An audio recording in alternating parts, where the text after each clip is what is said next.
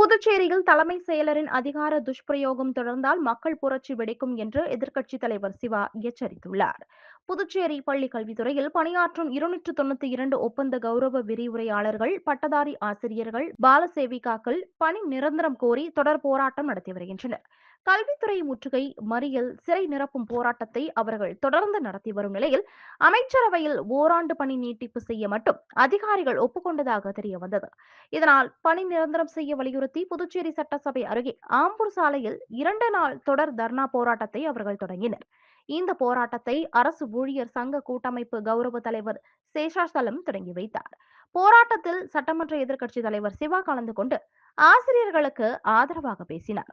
அப்போது பணி நிரந்தரம் கோரிய ஆசிரியர்களின் போராட்டம் உறுதியாக இருக்க வேண்டும் என்றும், தேர்தலை காரணம் காட்டி 6 மாத காலத்திற்கு ஒப்பந்தத்தை அரசு நீட்டித்து ஆசிரியர்களையும் எதிர்க்கட்சிகளையும் ஏமாற்றும் அமைச்சரவை எடுக்கும் முடிவுக்கு தலைமை செயலர் முட்டுக்கட்டை போடுவதால் தான் இதுபோன்ற போராட்டங்கள் தொடர்கிறது என்று கூறிய எதிர்க்கட்சித் தலைவர் சிவா, இது நல்ல போக்கு அல்ல எனவும், அறிவிக்கும் திட்டங்களின் செயல்பாடுகள் குறித்து ஆய்வு செய்ய அமைக்கப்பட்ட சட்டமன்ற உறுதிமொழி குழு கலைக்கப்பட்டுள்ளது எனவும், 10 ஆண்டுகளுக்கும் மேலாக ஏழை எளிய நடுத்தர மாணவர்களுக்கு பாடம் எடுத்து வரும் ஆசிரியர்கள் இளமை இழந்து போராடுகிறார்கள்.